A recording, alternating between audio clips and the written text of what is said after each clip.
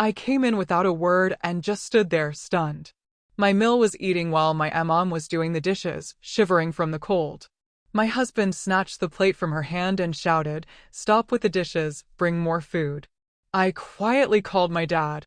5 minutes later, everything changed and my world shattered in an instant, but I didn't break. I made one call, and within 5 minutes, the people who had stolen everything from me were begging for mercy. This is the story of how I turned their nightmare into their final judgment. To truly understand the icy fury that took hold of me that night, we need to rewind just 30 minutes. I was Sim, and I was driving my SUV through a brutal snowstorm, my knuckles white on the steering wheel.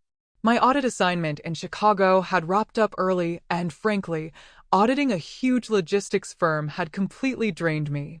All I dreamed of was walking into my warm, bright home, hugging my mom and husband, and finally getting some decent sleep. This custom house, nestled in the fancy sanctuary subdivision, wasn't just a house to us. It was a monument to sacrifice.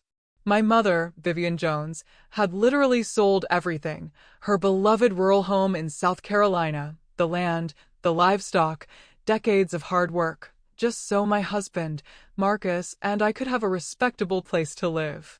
I still remembered her, teary-eyed, handing over stacks of cash to Marcus. "All I want," she'd said, "is a peaceful old age, close to my daughter." Marcus, bless his lying heart, had sworn then that he would treat her like a queen. My SUV gently braked at the tall, wrought iron gates. I decided against the intercom. I wanted to surprise them. Key in hand, I quietly opened the pedestrian gate. The first-floor windows glowed with light, and through the frosty air, I caught the scent of roasting meat and then loud, booming laughter. It was Denise Peterson, Marcus's mother. I managed a small smile. Must be a party. I slipped through the front door, the house immediately enveloping me in the rich smell of expensive perfume and roast turkey. I inhaled, ready to shout surprise. But the words caught in my throat. Dramatic pause, change in music/sound design. From the dining room, where the chandelier sparkled like a million diamonds, there was a wide opening into the kitchen. And that view, in an instant, broke my world in two. In the dining room, at the massive mahogany table, sat Denise Peterson. She was resplendent in a festive, deep burgundy dress, surrounded by platters of prime steak, gourmet fish appetizers, and bottles of high-end scotch. She was cheerfully regaling an unseen companion, popping another appetizer into her mouth, basking in the crackling warmth of a merrily burning fireplace. But the kitchen? The kitchen was plunged into icy darkness. The heat had been completely shut off. The window was even cracked open, letting in a bitter, freezing draft. Huddled over the sink, trembling all over, was my mother, Vivian Jones. She wore her old, worn winter coat that she'd brought from the farm and a knitted shawl. Her hands were red and swollen from the icy water, frantically scrubbing a dinner plate. There was no steam from her lips, no warmth at all. It was almost as cold in that kitchen as it was outside. I froze, unable to draw a single breath. I watched as my mother tried to turn off the water, but the faucet only sputtered. No hot water. They were conserving energy on the woman who had bought these very walls for them.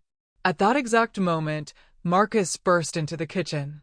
He was in a crisp white shirt, flushed and content. But when his eyes landed on Vivian, his face twisted into something ugly, something I'd never seen directed at her before. Pure malice. He crossed the floor in 2 furious bounds. My mother flinched, pulling her head down into her shoulders, trying to wipe the plate with the edge of her old coat. Marcus snatched the fine china from her hands with such force that Vivian staggered back, hitting her hip hard against the counter. "Get your filthy hands off my new wedding china," he hissed, a fleck of spittle flying from his lips. "You want to break a plate that cost more than your whole life? Now get the food to our guests, low life. Move it."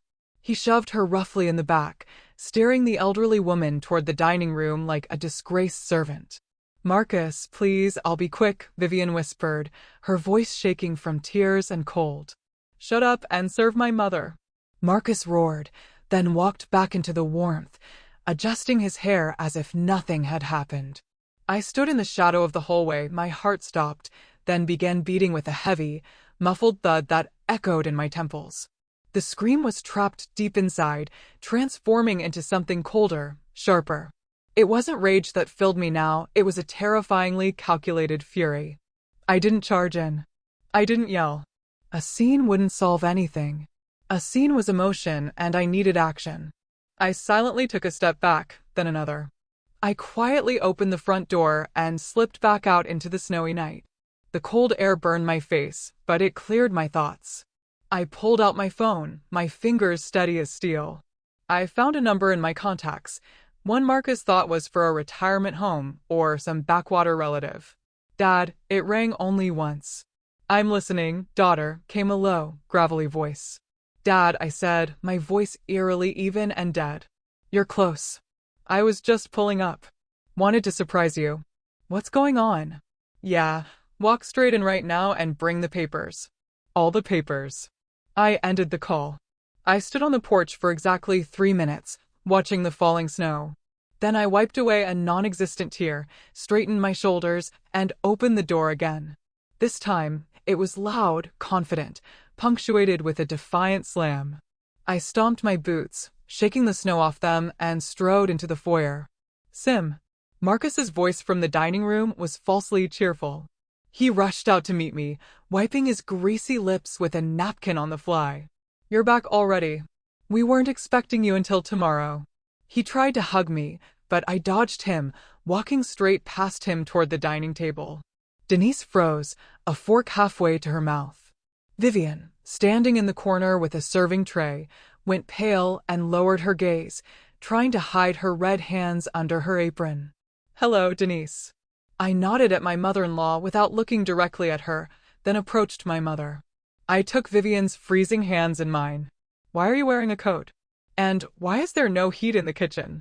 Marcus nervously laughed, stepping between us. Oh, Sim, you know your mother? She has her quirks. She got hot. He gestured wildly. She opened the windows herself, and she put the coat on because, well, she got a little chilly. We told her, sit down. She just says, I want to help. I want to be useful. Useful. I repeated, my voice like ice. And she also wanted to break your china herself. What? Marcus stopped smiling. What are you talking about? I silently pulled out my phone, placed it in the center of the table right next to the platter of steak, and pressed play. The recording of Marcus's voice, clear and loud, shattered the deadly silence.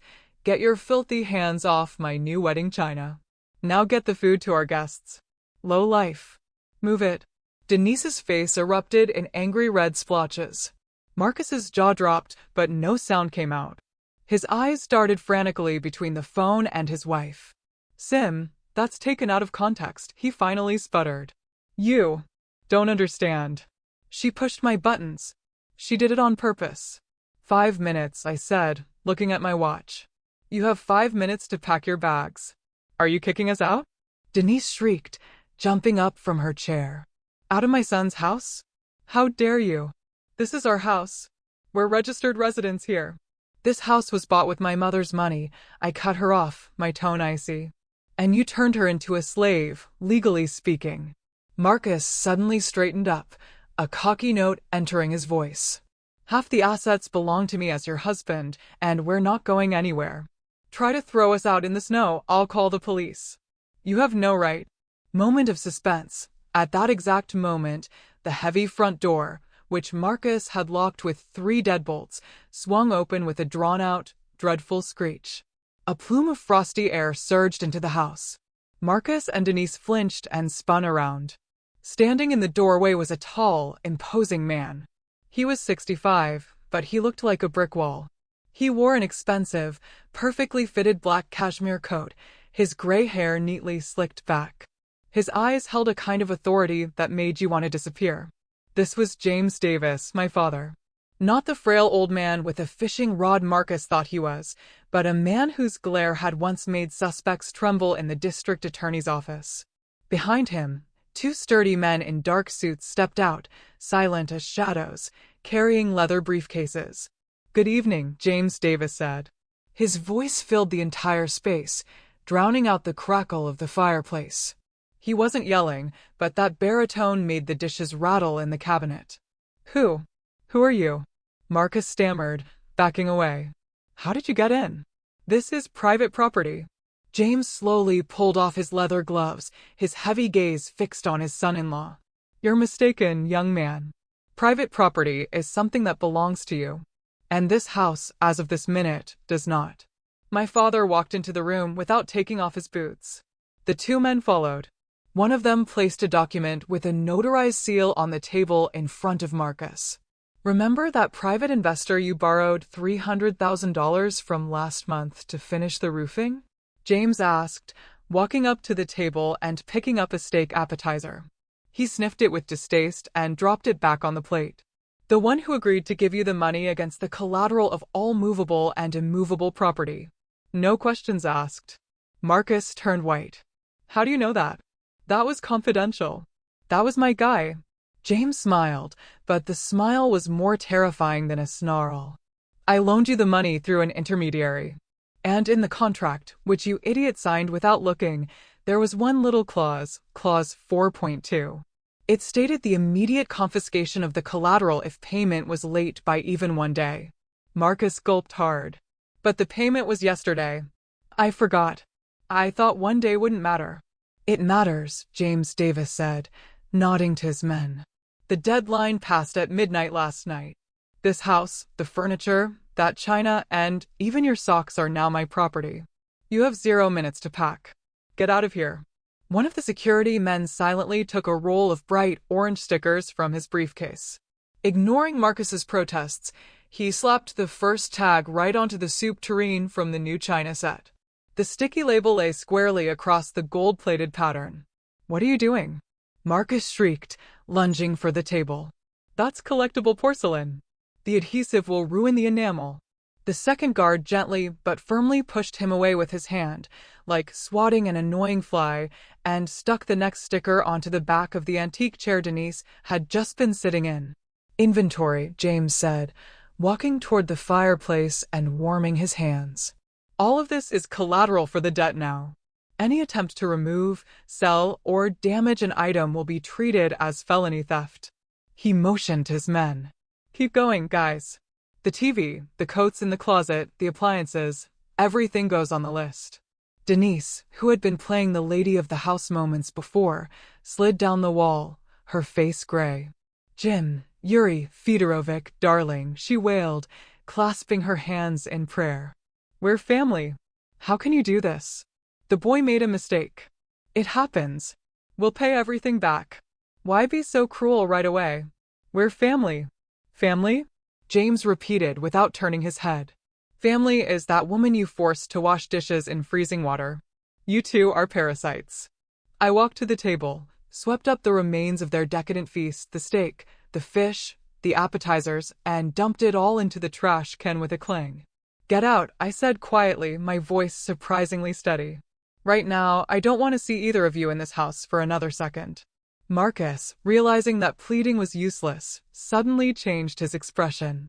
The fear in his eyes was replaced by a nasty, rat-like glint. He exchanged a look with his mother. Denise, catching his eye, suddenly stopped crying. She straightened up, adjusted her hair, and reached into her purse. We're not going anywhere, she announced, pulling out a sheet of paper, folded into quarters. And you, Sim, and your ex-district attorney, she triumphantly slapped the paper onto the table in front of James. What is this? He asked, touching the sheet distastefully. A certificate of residency. Denise smiled maliciously. Marcus registered me here a week ago. And he's registered himself. This is our only residence. And according to the law, she raised a finger, it's forbidden to evict people from their only home into the cold during winter, even for debt. Sue all you want. The courts will take years. And until then, we live here. Marcus beamed, seeing his father-in-law frown. They had prepared. They knew I might rebel sooner or later, and they had set their trap in advance. Dad? I looked at my father questioningly. James skimmed the document, clenching his jaw. They're formally correct, he conceded. Without a court order, the police won't remove them right now. It's winter. Exactly. Marcus flopped down onto the sofa, right on top of an orange sticker. So call off your goons, old man. We're staying, and we'll live just as we were. I looked at my husband's smug face. Everything inside me had burned out, leaving only cold ash. Fine, I said. You're staying. But you won't live as you were. I turned and went upstairs. Marcus tried to shout something after me, but the guards stepped toward him, and he bit his tongue. I walked into the master suite, spacious, with a huge bed and a separate bathroom that Marcus had immediately claimed after we moved in, banishing my mother to the tiny guest room on the first floor. I opened the closet and methodically began throwing Marcus's belongings out into the corridor. Expensive suits, shirts, ties flew over the banister and landed on the floor below, right at Denise's feet. What are you doing? Marcus bellowed from downstairs. Clearing the room for the lady of the house. I shouted back. Mom, come upstairs. You live here now. Vivian, still in her coat, fearfully shrank against the wall in the foyer. Sim, no, I can stay downstairs, she started. No, Mom. You're coming upstairs into a hot bath and a soft bed. And those two. I nodded toward my husband and mother-in-law. They can sleep wherever they like, even on the doormat. I'm taking the keys to the master suite. That night, the house turned into a battlefield. I locked myself and my mother in the suite, listening to Marcus downstairs arguing with the guards, trying to secure a spot on the couch. James Davis had left, leaving 2 of his men to stand watch in the living room. In the morning, the war moved into a guerrilla phase. I woke up freezing. The radiators were icy. I went down to the utility room and found the window flung wide open and the boiler shut off. An error code was blinking on the control panel. Denise was sitting in the kitchen, wrapped in a blanket, sipping tea from her own mug, the only one the guards had allowed her to keep off the inventory list. Oh, something broke, she trilled, noticing me. Sim, your mother probably pressed the wrong button with her clumsy hands yesterday. Technology is complicated. It's not for farm folk. Now we'll freeze until you can call a technician. And technicians are expensive these days. She was openly gloating. She knew I wouldn't let my mother freeze and would fix everything at my own expense. It was a war of attrition. I silently walked past her to the refrigerator. It was empty. The groceries I had brought yesterday were gone. We ate, my mother-in-law smiled. Stress gave us an appetite. I didn't yell. I pulled out my phone and called the security agency my firm used. An hour later, a broad-shouldered security guard in uniform stood right by the kitchen entrance. This man will monitor the integrity of the life support systems and the food supply, I announced, looking my mother-in-law straight in the eye. Any attempt to approach the boiler or the refrigerator without my permission will be physically prevented. No one will give you any more food. If you want to eat, go to the store with your own money. Denise choked on her tea. I returned to the master suite where I had set up a makeshift office. I was an auditor. My job was to find what people were trying to hide. And now I was about to conduct the most thorough audit of my life. Marcus's laptop lay on the desk. He had panicked and forgotten it in the living room when James started the inventory, and the guards had simply brought the computer to me as property. I knew the password. Marcus was too lazy to change 123456. I opened the banking app. Marcus's accounts were almost empty, but I was interested in the transaction history. I exported a statement for the past 3 years and began compiling a spreadsheet. My eyes scanned the rows: restaurants, designer clothes, cash withdrawals. The amounts were huge. Where had the money that Mom and I had given for construction gone? But one regular transaction caught my attention. Every first of the month, $5,000. Payment description: residential lease payment. I frowned. What lease? They had lived in Denise's condo until moving here. And then they were here. Why was Marcus renting an apartment? I clicked on the payment details. The recipient was masked, but the address was listed: Peachtree Street 100, Unit 4B, downtown Atlanta. A luxury high-rise. I opened the documents folder on the desktop. Deep inside the system folders was a file, Agreement Peachtree. I opened it. It was a 3-year lease for a 2-bedroom apartment. Payer, Marcus. And in the residence section was a name that made my vision swim: Tiffany Wells. I remembered the previous week. Denise had brought over a modest young woman with a round belly. "This is my goddaughter Tiffany, darling," the mother-in-law had chirped. Poor thing, her husband left her. She needs support so badly. I had felt sorry for her then, giving her a bag of maternity clothes and even offering help with doctors. Tiffany Wells had been living in an apartment paid for by Marcus for 3 years. For 3 years, my husband had been supporting another woman with the money he stole from his own family. And judging by the timing of the goddaughter's pregnancy, the child was not from the runaway husband at all. I slammed the laptop lid shut with a sound like a gunshot. An hour later, I was standing at the door of Unit 4B on Peachtree Street. I wore a uniform jacket borrowed from one of my firm's drivers and a baseball cap pulled low. In my hands was a box with the logo of an expensive children's boutique. I rang the bell. The door didn't open immediately. Tiffany appeared in the doorway. She wore a silk robe unbuttoned at the chest. Her belly was quite noticeable. "Delivery for Marcus Peterson," I mumbled, trying not to look up. "Paid for." "Oh, finally." Tiffany beamed, grabbing the box. "Marcus promised they would deliver it today. It's the outfit for the baby to wear home." She stepped inside the hallway without closing the door and eagerly began tearing open the packaging.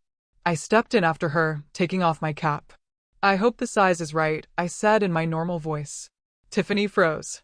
She slowly turned around, and the box slipped from her hands. "You," she whispered. "What are you doing here?" I was looking not at the mistress's face, but at her neck.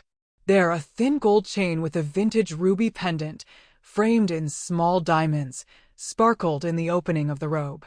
It was my grandmother's family necklace, the one that had disappeared from my jewelry box 6 months ago. Marcus had claimed then that the cleaning lady must have stolen it, or that I myself had lost it. "That's a beautiful necklace," I said softly, stepping closer. "Grandma used to say it only brings luck to honest women." Tiffany instinctively covered the jewelry with her hand. "Get out. I'm calling the police right now. Marcus will be here soon." "Marcus isn't coming." I chuckled. "Marcus has a few little problems with residency and his conscience right now. And I wouldn't call the police. The report for the theft of this necklace has been at the precinct for 6 months. All I have to do is make one phone call, and you'll be giving birth in a jail infirmary." Tiffany paled. Her bravado began to crumble. "I didn't steal it," she shrieked. "It was a gift. Denise gave it to me. She said it was her family heirloom." "Take it off," I commanded, holding out my hand. "Right now." Tiffany, sobbing, unclasped the fastener and threw the necklace into my palm. "Choke on it," she spat venomously. "It will all be mine soon anyway. The house and Marcus."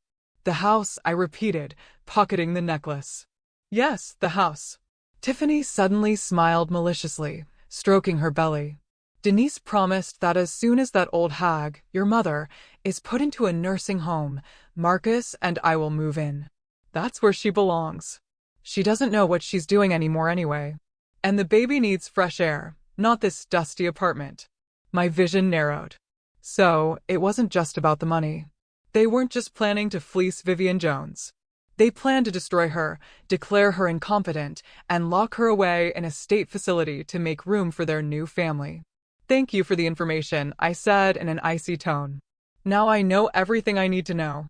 I turned and left, leaving Tiffany bewildered in the middle of the hallway. Midway subscribe line. By the way, if you're still with me, make sure to hit that subscribe button. More unbelievable stories like this are coming your way, and you won't want to miss a single twist. Continuing the story, that evening a suffocating silence reigned in the house, but I decided to break it.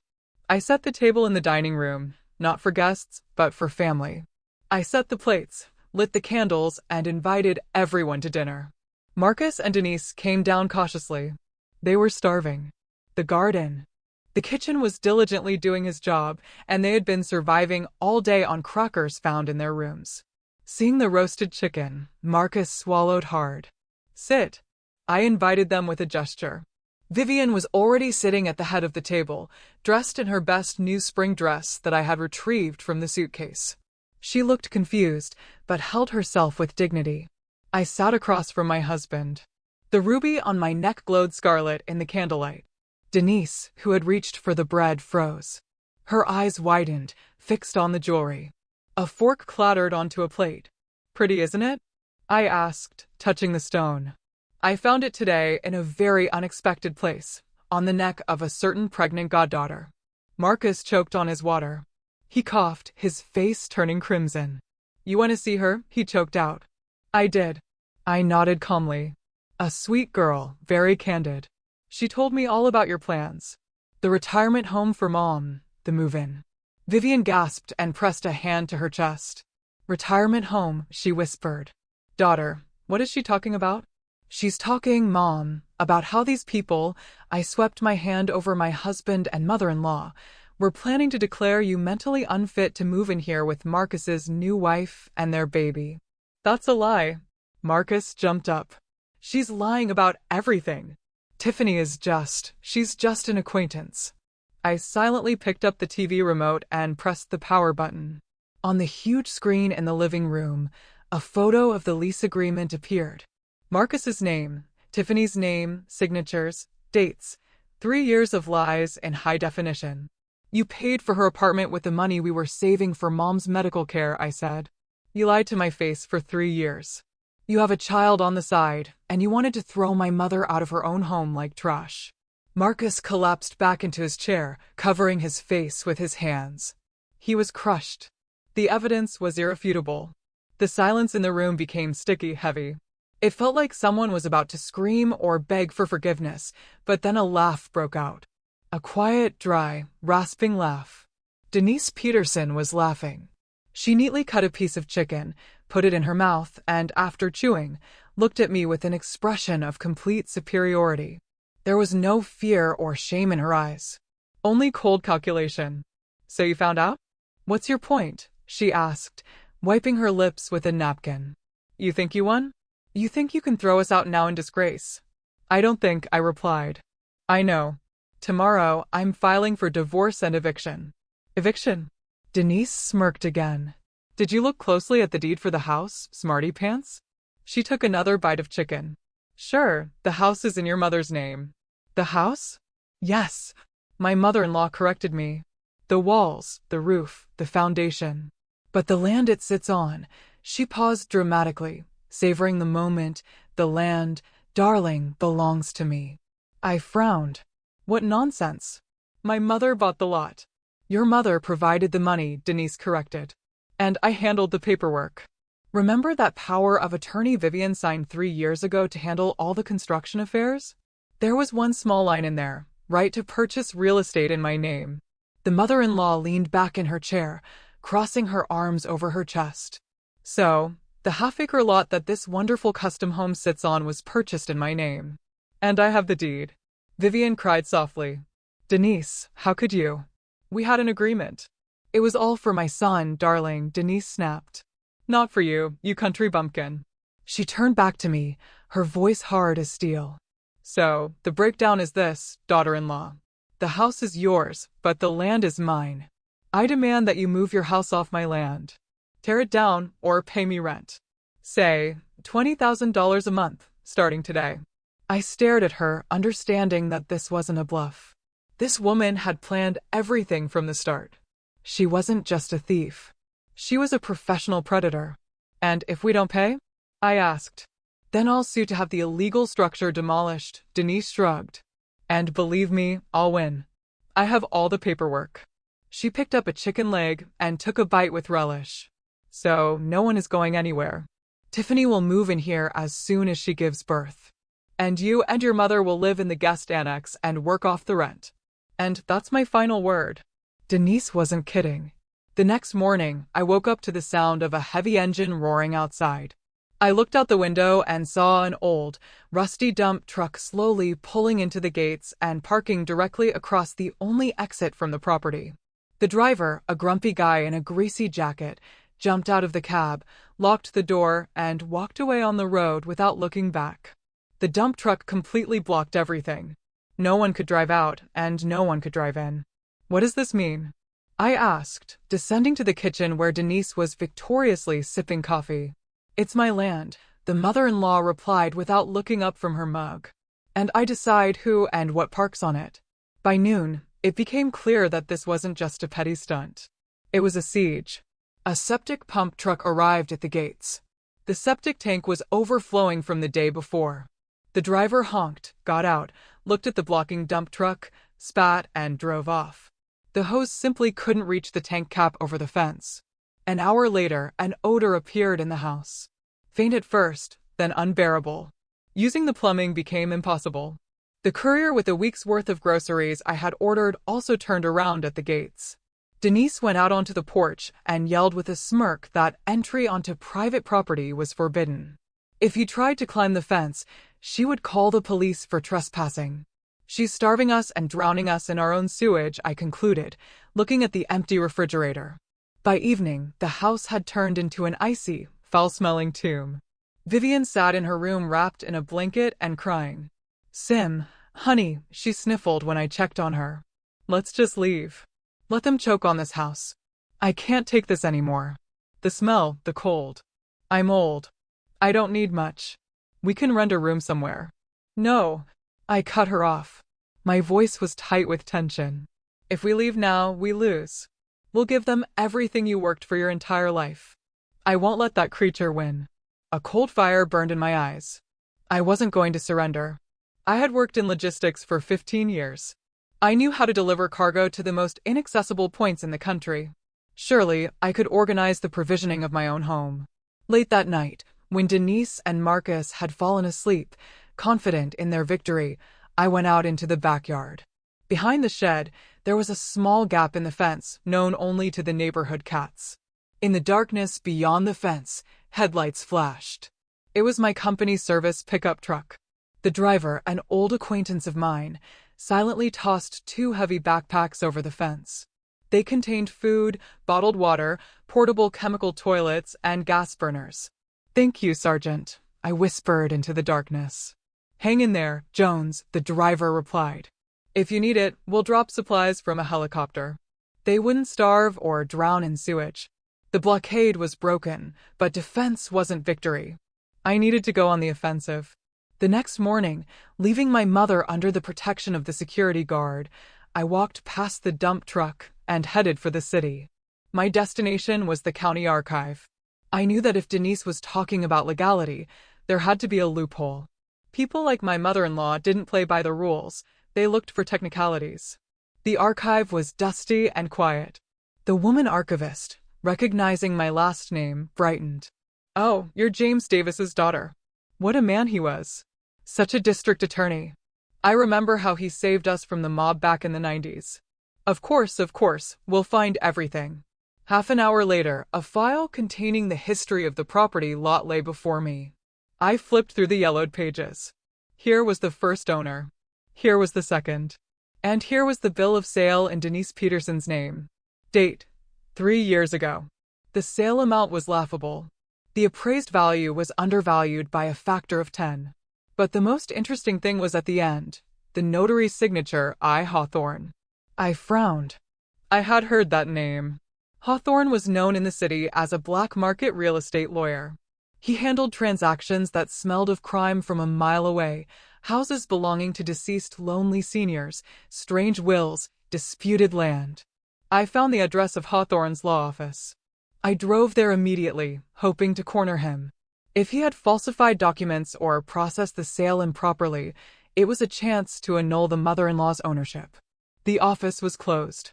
A sign on the door read for lease. I went into the neighboring stationery store. Excuse me, did the lawyer Hawthorne move? I asked the saleswoman. Moved all right, the woman snorted, to the grave. Died 6 months ago. Heart attack, or maybe he was helped along, who knows. With his line of work. I felt the ground dropping out from under my feet. The key witness was dead. Loose ends tied up. I walked outside, sat on a bench, and covered my face with my hands. A dead end. Denise had won. She had even foreseen this. But the auditor's brain wouldn't give up. I remembered the file in the archive. It held more than just agreements. There were receipts, appendices, copies of payment records. Where did Denise Peterson, who had worked her whole life as a simple bookkeeper for the HOA and was now on retirement, get the money for even the undervalued price of the land? $300,000. That wasn't pocket change. I returned to the archive. I need to see the transaction appendix. I requested the confirmation of payment. The archivist brought another thin folder. I opened it. A copy of a bank transfer.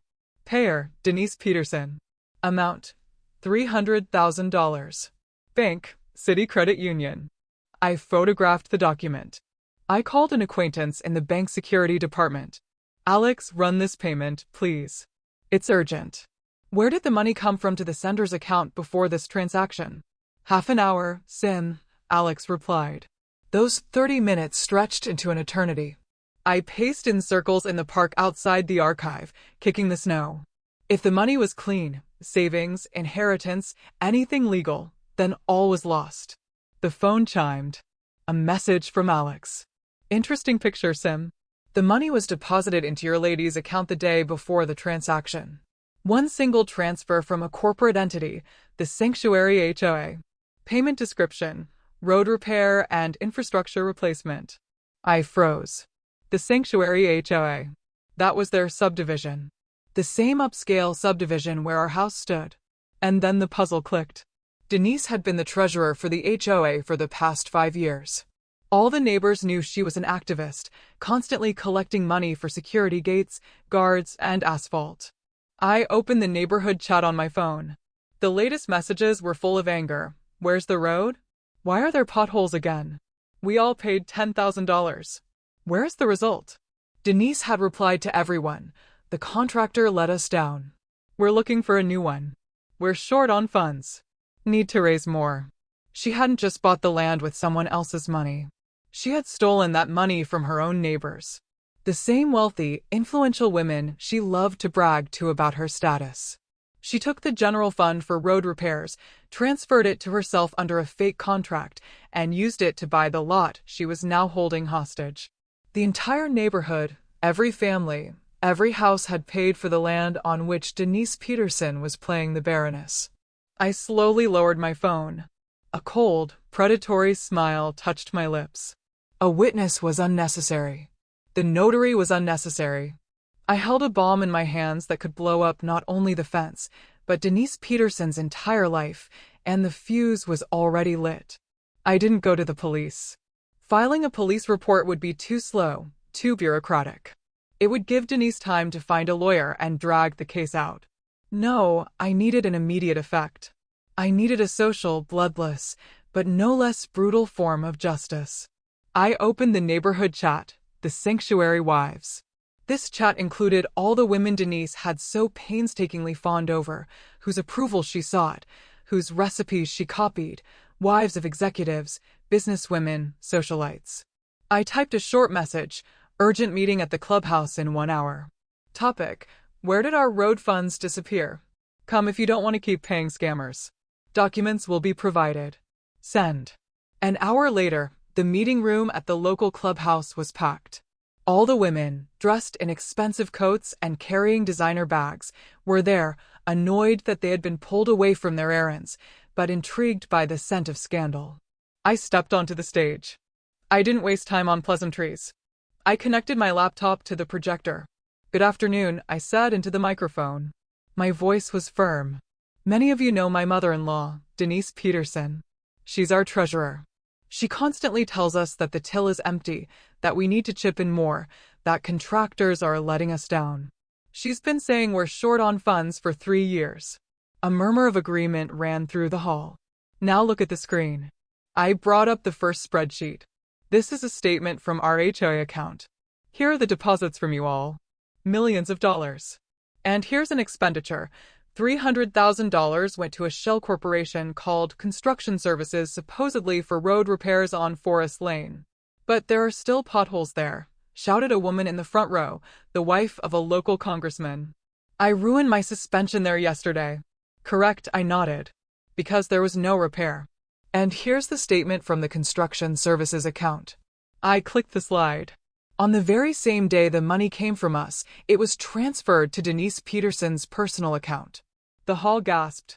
And the next day, I switched the slide. Denise Peterson used that money to pay for the purchase of a residential lot. The very lot where the house she lives in stands. She bought the land under her house with your money. The silence in the room became deafening. Then it exploded. It wasn't just a murmur. It was the roar of enraged lionesses. These women could forgive gossip. They could forgive bad taste in clothing. But they would never forgive being played for fools. Denise hadn't just stolen. She had humiliated them, forcing them to pay for her security while she played the aristocrat. "Where is she?" the congressman's wife yelled, standing up. "Let's go see her right now." "She's home," I replied calmly, hosting a dinner for her future daughter-in-law. The crowd surged toward the exit. I walked last. I knew what was about to happen. This would be worse than any police action. This was a social execution. Meanwhile, in the house, Denise was on cloud nine. The blockade had worked. I had disappeared earlier that morning. Apparently, I had run off to find money for the rent. The mother-in-law had set the table in the living room. The guard in the kitchen, following my order not to interfere, merely watched sullenly. Tiffany was their guest. "Eat up, sweetie. Eat up," Denise cooed, serving her salad. "You need your strength. The other one will break soon. Sign all the papers and we'll be set. You'll be the lady of the house here, and Vivian will find a cheap care home somewhere far away," Denise said with a dismissive wave. Tiffany smiled contentedly, stroking her belly. Marcus sat beside her, agreeing with his mother, already mentally arranging his furniture in his father-in-law's study. Suddenly, a commotion came from the street. A rising tide of voices like the surf. "What's all that noise?" Denise frowned. Did that crazy woman start a protest? She walked to the window, pulled back the heavy curtain, and went white. A mob was standing by the gates. Dozens of women. And they weren't just onlookers. They were the very socialites Denise dreamed of having tea with. But now their faces were distorted with rage. "Denise, come out, you thief!" The congressman's wife screamed, shaking her fist. "Give us back our money. Open the gates, you con artist. We know you bought the land with our funds." Denise recoiled from the window as if from fire. The curtain slipped from her trembling fingers. They know," she whispered. "How did they find out?" The first rock flew into the gates, followed by a clod of dirt. "Marcus," she shrieked. "Do something. Call security." Marcus rushed to the window, saw the enraged crowd, and understood. This was the end. The end of his mother, her reputation, her influence, her place in society. If he went out now to defend her, they would tear him apart along with her. Those women would ruin them. They would shut every door in the city in their faces. He looked at his mother. She was pacing the room, clutching her chest, grabbing her phone, clinging to the edge of the table. She looked pathetic. "First, I can't," Marcus mumbled. "Mom, these are your problems. I had nothing to do with this." "What?"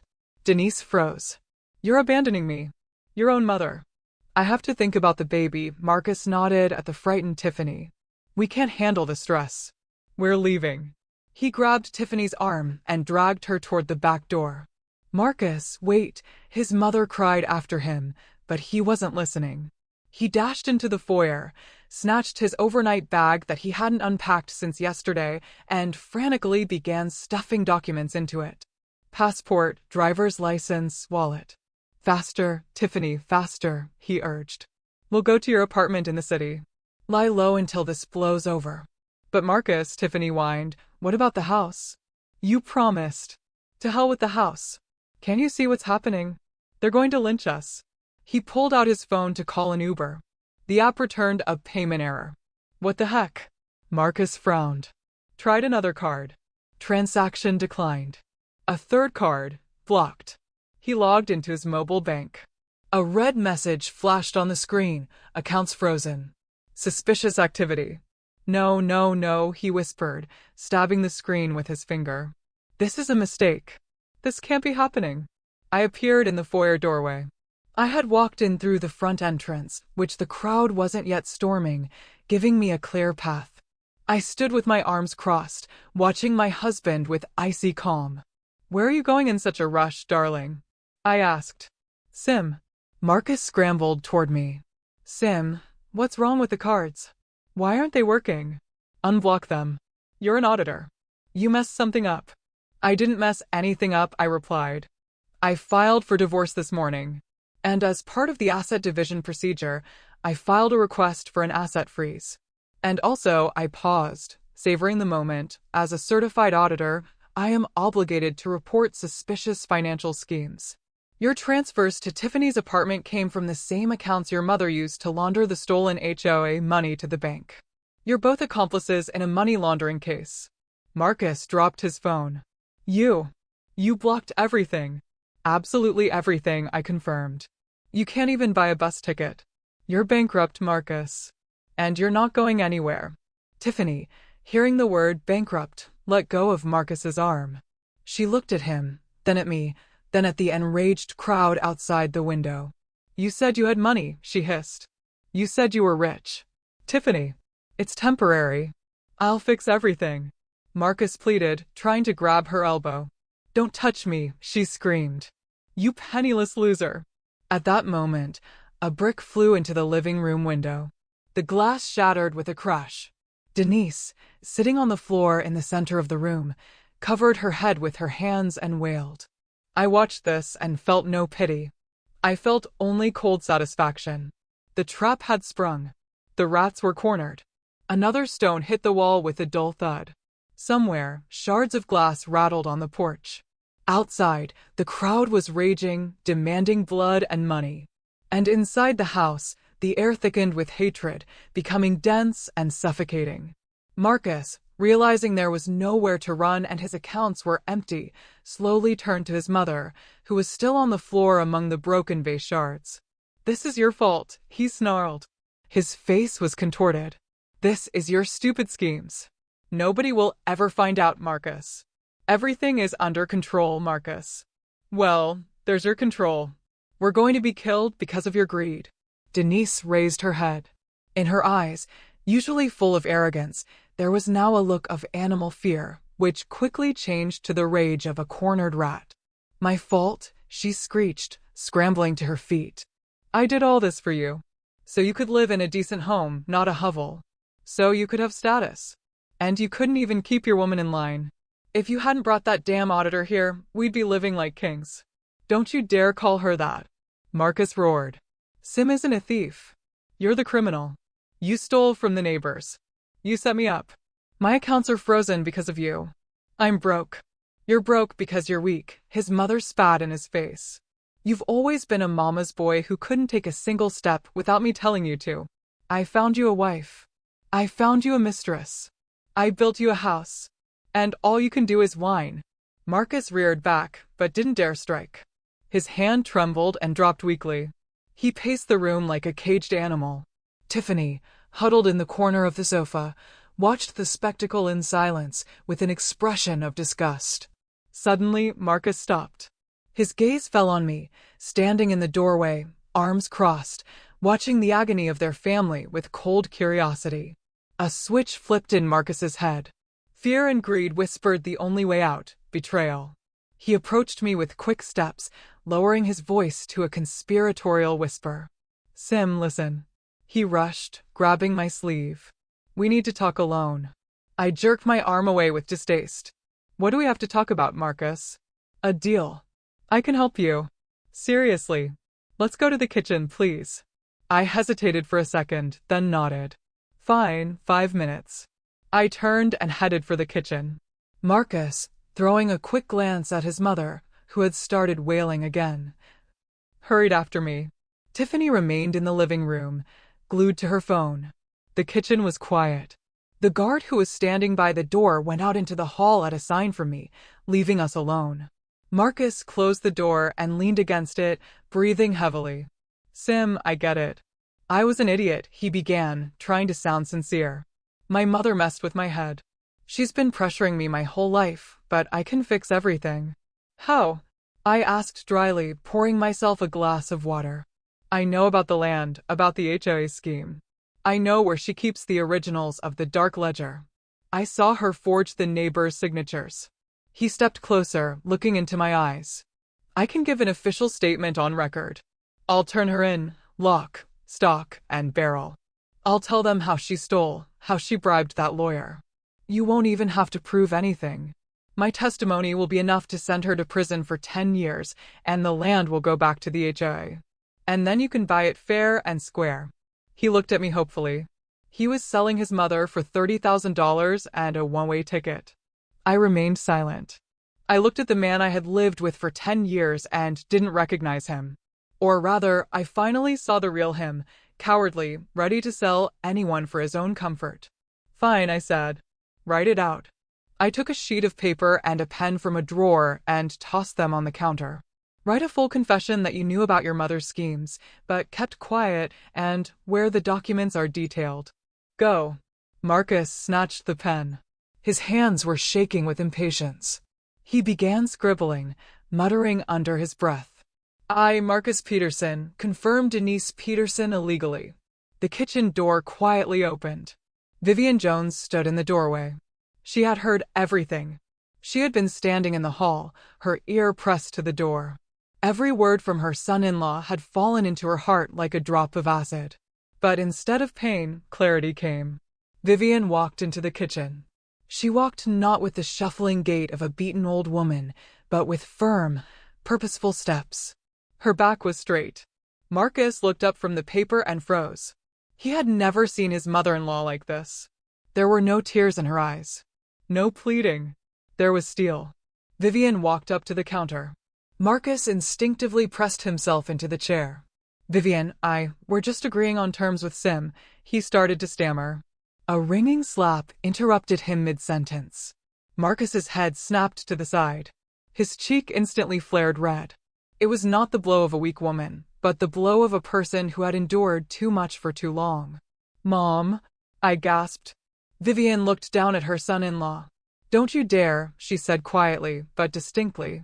"Don't you dare bargain. You sold your conscience a long time ago, but selling your mother? That's the lowest thing, even for trash like you. But I'm doing this for you." Marcus shrieked, clutching his cheek. "To get the land back." "I don't need your handouts," Vivian cut him off. "And I don't need your testimony. I want you to suffer, to feel what it's like to be betrayed by the ones closest to you. To be discarded like a useless thing." She turned to me. "Don't give him a dime, daughter. Let him sign it for free, or let him go to hell." Marcus looked at the paper, then at me. He knew the money was gone, but the fear of prison was stronger. If he didn't sign, I would turn him in as an accomplice. If he did, maybe they would lighten his sentence. "Fine," he yelled. "Fine, I'll sign it. But you let me go." He furiously scrawled his signature under the confession. "There, happy?" I turned her in. I wrote everything down. "Now let me leave." I took the sheet, checked the signature, carefully folded the paper, and put it in my pocket. "Thank you, Marcus," I said. "Very thorough." Then I reached for the counter, picked up a cloth napkin that had been lying next to a fruit bowl, and pulled out my phone. The screen was lit. A call was in progress. Speakerphone was on. Marcus went cold. Who is that?" he whispered. "Tiffany, did you hear all of that?" I asked loudly into the phone. A hysterical, shrieking voice came from the speaker. It was so loud that Marcus staggered back. "Hear it?" "I heard everything." "You." It was Tiffany. She was sitting in the living room, literally just on the other side of the wall. But I had called her mobile phone 5 minutes ago, before going into the kitchen, and asked her to listen to something interesting. "Tiffany, baby, I can explain everything." Marcus stammered, trying to grab the phone. "Don't you dare call me." Tiffany was screaming into the receiver. "You sold your own mother for $30,000. You miserable failure. You're broke. You're a traitor. I thought you were a man, but you're a worm. Tiffany, we have a baby." Marcus pleaded. "A baby?" Tiffany burst out laughing, and the sound was worse than the slap. "I don't care about your baby. I'm calling Wade, my ex, right now. He's an idiot, but at least he has a truck, and he doesn't sell his mama. You can rot in prison. I'm leaving right now." The call ended with a short series of beeps. Silence hung in the kitchen. Marcus stood staring at the phone in my hand as if it were a pistol that had just been fired into his face. In that minute, he lost everything. The wife who despised him, the mother he had betrayed who would now curse him, the mistress who turned out to be just as predatory as he was and abandoned him at the first sign of trouble, and the money, and the house. He was utterly alone. Vivian looked at him with disgusted pity, wiped the hand that had struck him on her apron as if shaking off dirt, and walked out of the kitchen. I silently pointed to the back door. Go, Marcus, before the neighbors break through the front entrance. Go walk. Go to nowhere. Marcus, swaying like a drunk, stumbled toward the exit. He opened the door to the cold, dark night. The wind howled out there, but that chill was nothing compared to the emptiness inside him. The back door slammed shut, and Marcus disappeared into the darkness. I locked the deadbolts, checked the latch, and leaned my forehead against the cold wood. The silence in the house was deceptive. It wasn't peace. It was the lull before the final blow. Denise Peterson was sitting in her ground floor room. She had heard her son leave. Heard Tiffany's screams as she fled through the main door once the crowd of neighbors had thinned out, scared off by the late-night cold. Denise was alone. She sat in the dark, rocking on her chair. Only one thought spun in her head, pulsing like an abscess. They took everything from me. The land, the money, my reputation, my son. Tomorrow the police would come. Tomorrow they would lead her away in handcuffs while those sanctuary hags jeered at her. No, she whispered, her lips twisting into a mad smile. That won't happen. If this house isn't mine, then it won't be anyone's. She waited until the footsteps upstairs had faded. Sim and Vivian, exhausted beyond measure, were finally asleep. The guard in the kitchen had also dozed off, sitting on a chair. Denise, silent as a shadow, crept into the hallway. In her hand, she clutched a keyring for the garage. Her plan was simple and insane: fire.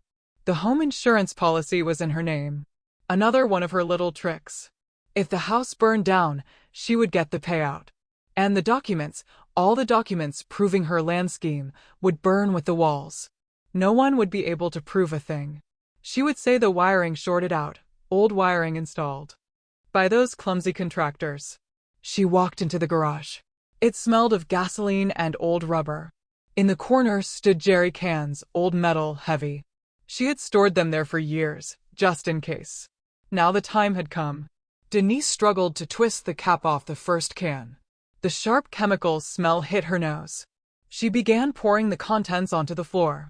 The gasoline spread in a dark puddle over the concrete, creeping toward the shelving unit filled with paint cans, toward the wooden frame leading into the main house. Burn, all of you. Burn, she whispered, splashing the second can onto the walls. It's mine. It's all mine. She pulled out a lighter. A tiny flame flickered in the darkness, illuminating her face, distorted by madness. Well, here we go. She cackled and tossed the lighter into the puddle. The fire ignited instantly with a dull humph, like a beast released from a cage.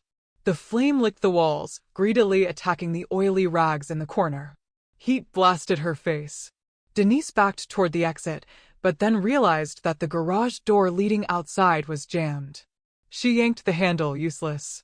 The old lock, which should have been oiled long ago, was seized tight. The fire was already cutting off the path back into the house. She was caught in the trap she had set for everyone else. Help, she screamed, pounding her fists on the metal door. Fire. Outside, parked by the gates, James Davis was dozing in his car.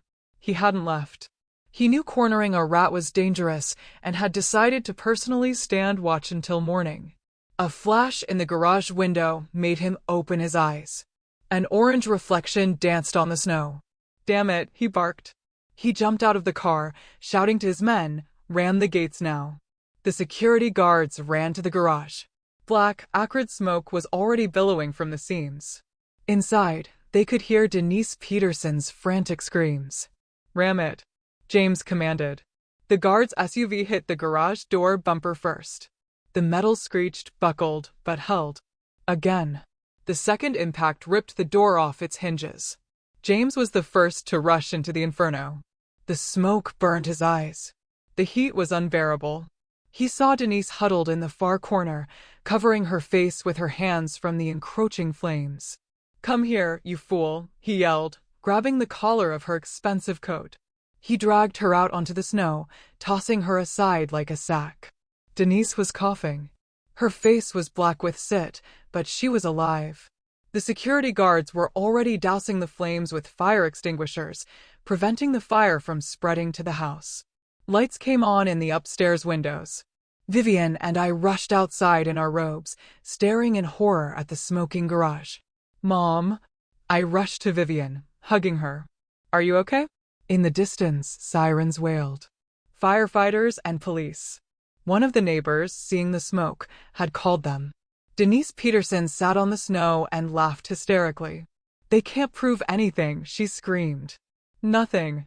It was the wiring. I almost died. I'm the victim." A police car screeched to a halt by the gates. A weary-looking police captain got out. The firefighters followed, quickly unrolling their hoses to wet down the smoldering walls. The captain approached Denise. "Miss Peterson," he asked respectfully. "Yes, that's me." She nodded. "I'm the victim. I had a fire. An insurance claim." The captain looked at the garage. The fire was out, but those same jerry cans Denise had used to pour the gasoline were lying on the snow. Old, orange, with distinctive scuff marks. The officer frowned, approached one of them, and shone his flashlight on it. Through the soot, a faded logo appeared on the side of the can, a blue triangle with the letter C, and an inventory number stamped in paint. The captain slowly turned to James Davis. "Mr. Davis," he said with respect, but surprise. "Isn't that the logo of your old construction trust? The one that went bankrupt 15 years ago?" James walked closer, squinting. "Yes," he said slowly. "Central Construction, my firm. We had a huge amount of fuel and materials stolen from the warehouses back then. We thought the site manager did it." He shifted his gaze to Denise. "And the site manager back then was your late husband, Denise. Peter." Denise stopped laughing. Her eyes widened with terror. "They're just old cans," she whispered. "We found them at the cabin." "Not just old cans," the captain shook his head. "See the marking? That's a specialized batch. High-octane fuel for heavy equipment. It wasn't sold retail. It was stolen and apparently stored all these years." The captain pulled out his handcuffs. "Miss Peterson, you are under arrest, not for arson, but for newly discovered evidence in the case of felony theft from the warehouses of the State Enterprise Central Construction." That case had been dormant for 15 years. "And now we have the evidence right here, with your fingerprints on it." The handcuffs clicked. Denise wailed, not from fear of the fire, but from the realization of the monstrous irony of fate. She had spent her entire life playing the rich woman, stealing petty cash from the HOA, her daughter-in-law, and her neighbors. But it was an old, forgotten theft committed by her husband decades ago that ruined her. She had stored that gasoline to save a few bucks, and it became the fuel for her prison sentence. "Take her away," the captain waved. Denise was dragged to the car. She fought, screamed curses, and spat, but no one was listening. James Davis walked up to Vivian and me. "It's over," he said, hugging us both. "It's really over. The house is safe and the rat is gone."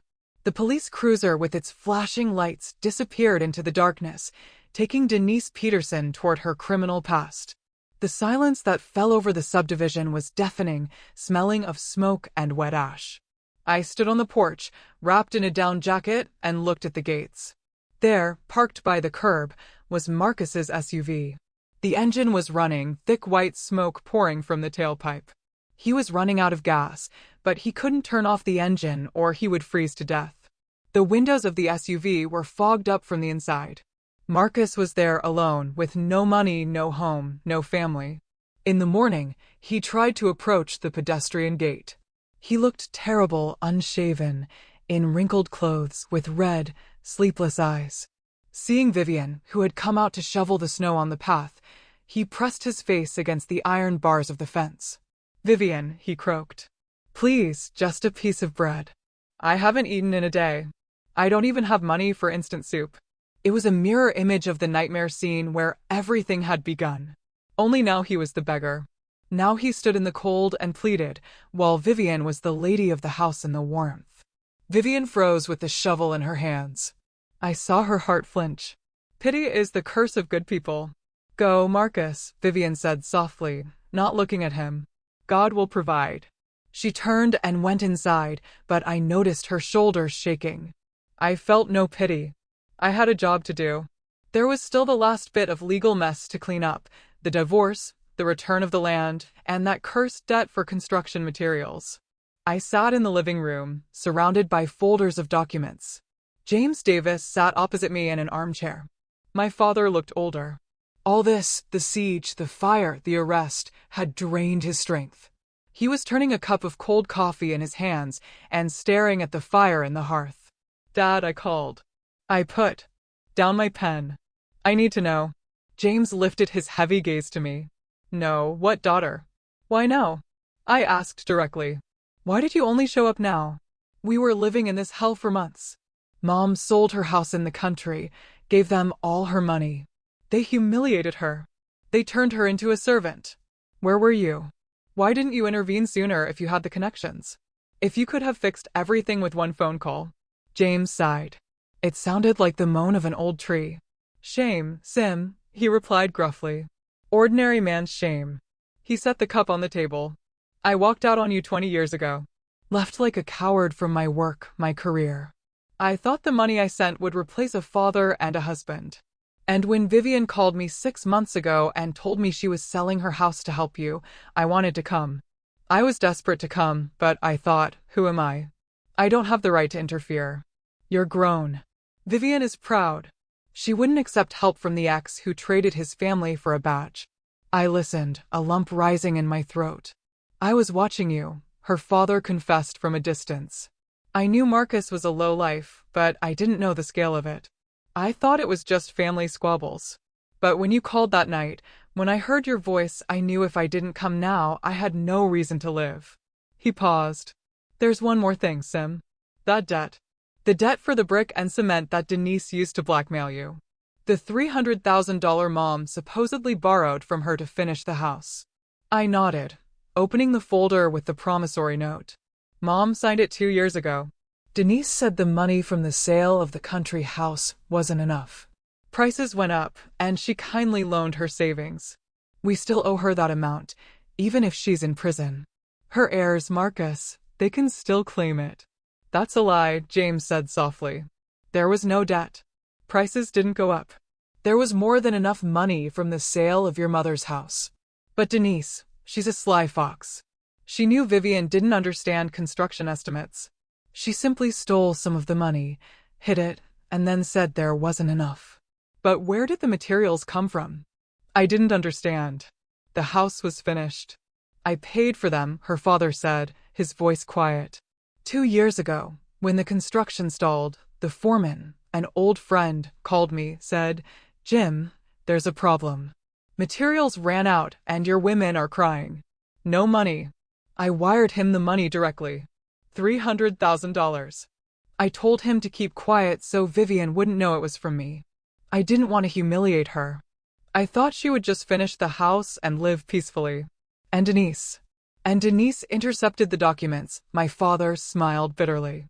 "The foreman handed the receipts and delivery notices to her as she was the one in charge of the build. She saw that everything was paid for, but Vivian didn't know it. And Denise put on a show.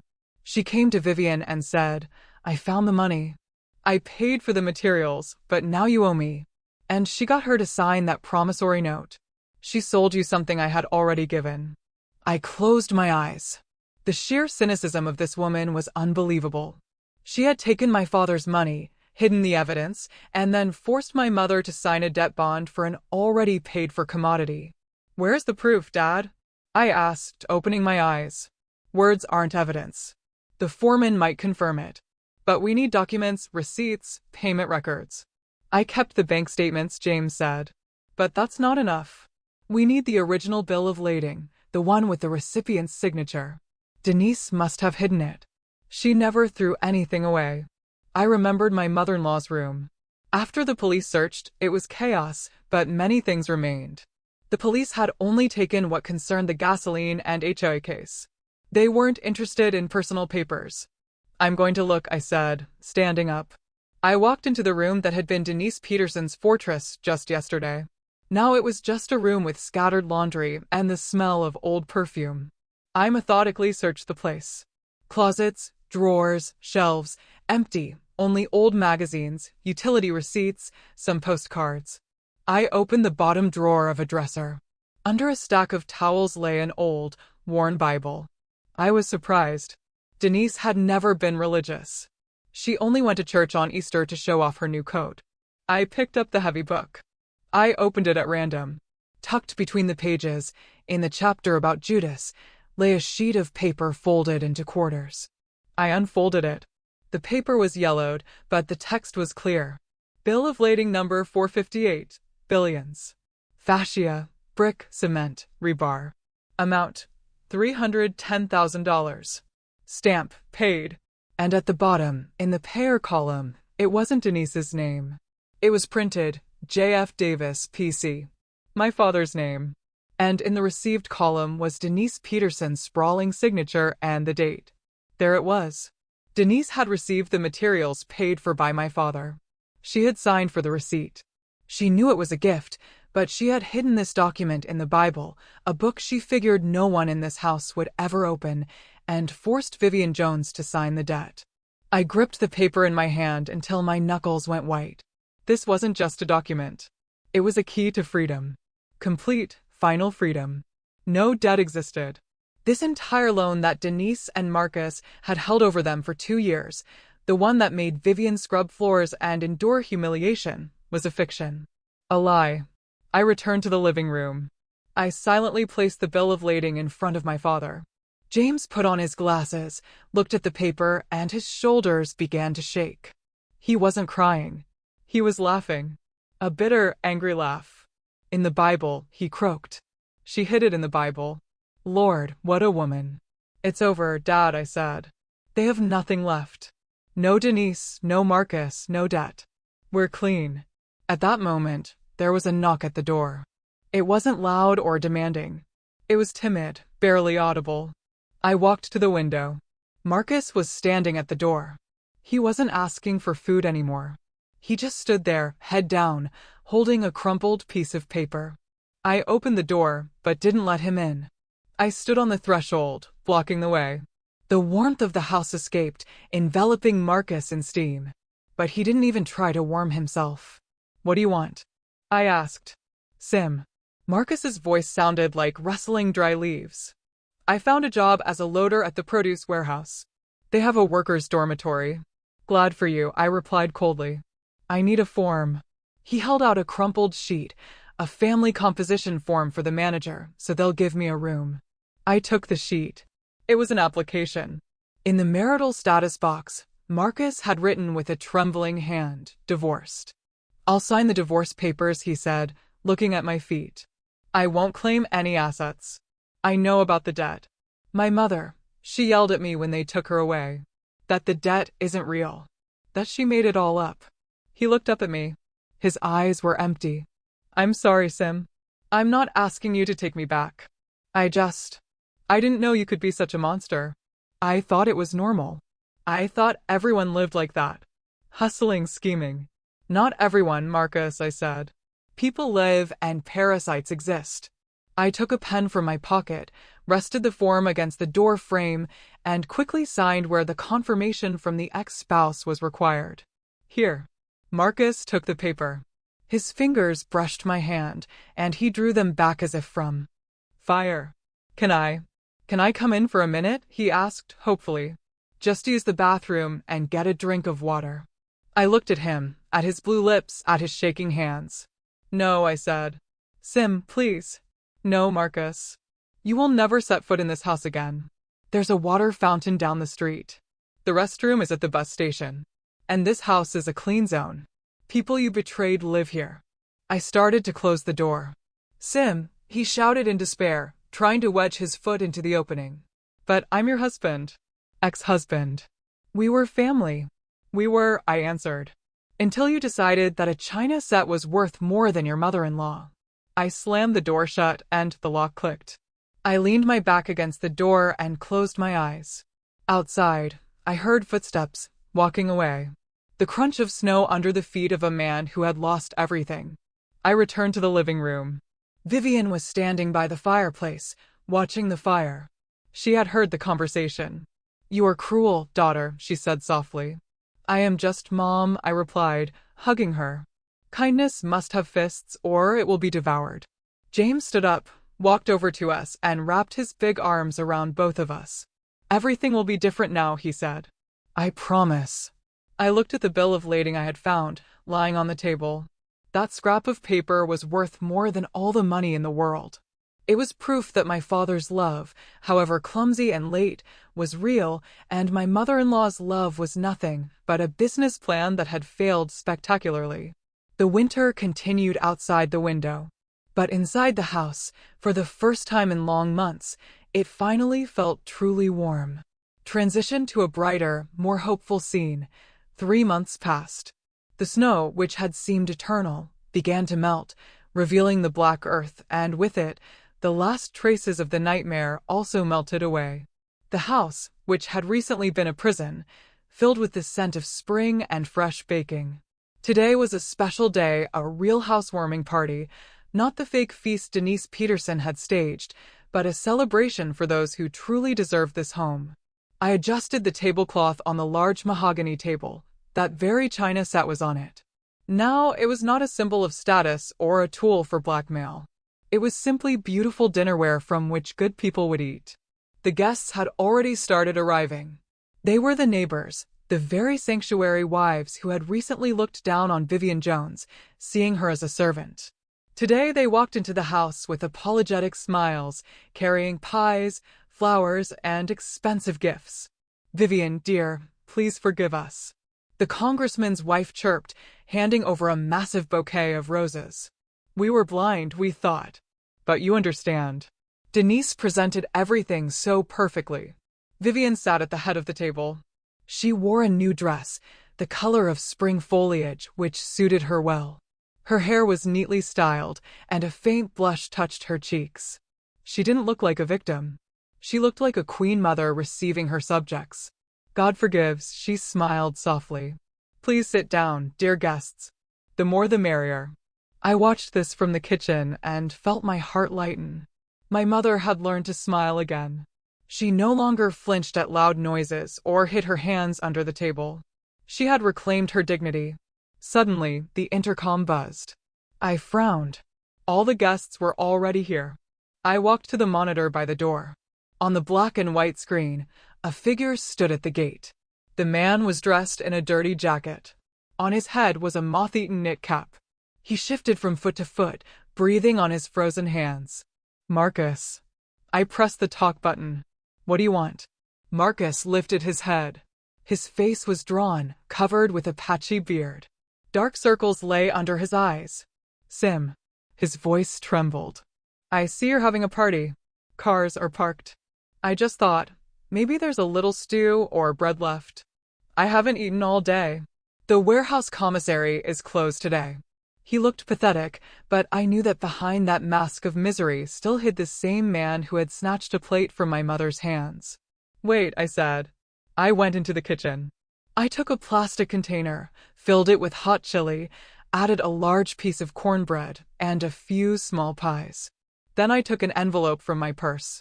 I went outside, pulling on my coat. The spring wind was fresh, but still cold. Marcus, seeing me, brightened. He took a step toward the gate, reaching out his hands as if hoping he would be invited inside now, into the warmth, to the table. Thank you, Sim, he mumbled.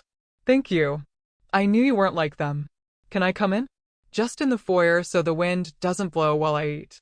I walked up to the fence, but didn't open the lock. I pushed the container and the envelope through the bars. Here. Marcus grabbed the food, clutching it to his chest like a treasure. Then he looked at the envelope. Is this money? It's a ticket, I said. For the bus to rural Nebraska. It leaves tonight. Nebraska? Marcus's eyes widened. Why Nebraska? I'm a manager. I have a college degree. You have nothing, I cut him off. Here, you're an outcast. No one will hire you. No one will rent you. You'll burn out here.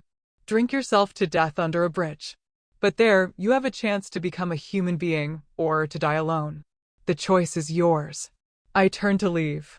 Sim, he cried after me. But why? Why didn't you love me at all? I stopped, turned back. I loved the man I invented. And he never existed. I walked into the house and firmly closed the door behind me. The click of the lock sounded like the final period in the chapter of my life titled Marcus. In the living room, the atmosphere was festive. James Davis, sitting at Vivian's right hand, stood up, holding a glass of wine. The conversations quieted. My father looked different. He had shaved his harsh stubble and wore a light-colored suit. He was no longer the intimidating prosecutor, the punishing sword of justice. Now he was just a man who wanted his family back. "Friends," he began, his voice slightly cracking. "I want to raise this toast to the lady of this house. To Vivian Jones." Vivian shyly lowered her eyes. "Viv," James turned to her. "I was a fool for many years. I thought I was protecting the country, but I left my most important fortress defenseless. I allowed enemies to walk into your home. I am at fault. I am not asking for forgiveness, because something like this is hard to forgive. I am asking for a chance." Silence hung in the room. Everyone waited. "I want to stay," James continued. "Not as a guest, not as an ex-husband, but as a guard dog. I will shovel the snow, heat the sauna, and chase away the wolves. I want you to know that as long as I live, no one ever again will dare to hurt you. Can I stay?" Vivian Jones looked up at him. Tears stood in her eyes, but her lips were smiling. She looked at me. Her daughter nodded. "You can stay, Jim," Vivian said quietly but firmly. "But I have a condition." "Anything," he answered quickly. "Whatever you say." "The house." Vivian put her hand on the table. "This house and the land. We will deed them to Sim completely tomorrow." A whisper of surprise went through the room. "Why?" James asked, though understanding had already flashed in his eyes. "So that no man," Vivian looked him straight in the eye, "no husband, no father, no in-law, no brother can ever tell us again. Get out. This is mine. So that my daughter can be the mistress of her own destiny. And so that I know she will always have a roof over her head that no one can take away. Do you agree?" James Davis paused for a second, then smiled broadly. "I don't just agree, Viv. I'm impressed. That is the wisest decision." To Simone Davis, the sole owner, the guests cheered. The glasses clinked. I felt a tear roll down my cheek. I looked at my mother, my father, and my home. This was now a true fortress. Not because the walls were thick, but because the foundation was poured with truth and justice. In the corner of the living room, the television was on, showing the local news. The anchor read the crime blotter in a detached voice. Today, the county court delivered a verdict in the high-profile case of theft from the Sanctuary HOA and the Central Construction warehouses. Citizen Denise Peterson has been found guilty of 7 counts, including felony fraud and forgery. The court sentenced her to 10 years in prison with full confiscation of assets. Footage from the courtroom flashed on the screen. Denise Peterson sat in a holding cell, without makeup, in a gray uniform. She looked old and broken. She was screaming something at the camera, but there was no sound. Her son, who testified as a witness, also lost all assets in civil lawsuits from the affected residents. His current whereabouts are unknown. The image changed. It showed a tow truck hauling away Marcus's SUV from the impound lot, the same one he had been living in for his last few days. Vivian Jones looked at the screen, then turned her gaze to her daughter. "Turn it off, Sim," she requested. "We don't need that negativity. We're celebrating." I pressed the remote button. The screen went dark. I walked to the window. The spring sun was shining outside the glass. The snow was melting, turning into streams that washed away all the filth of winter. The lowlife had become the queen, and those who saw themselves as the masters of life were left with nothing. Justice isn't just when evil is punished. Justice is when kindness stops being toothless. I turned back to my family. "Who wants more pie?" I asked, and the house filled with laughter. Ending NCTA asterisk, it took everything I had, every ounce of strength and cunning, but we got our happy ending. And this house? It stands as a monument to how far I was willing to go to protect my mother, and what happens when kindness finally decides to fight back. So, tell me, if you were in my shoes, what would have been your first move? And have you ever had to fight so hard for what was truly yours? Let me know in the comments below. I really want to hear your stories.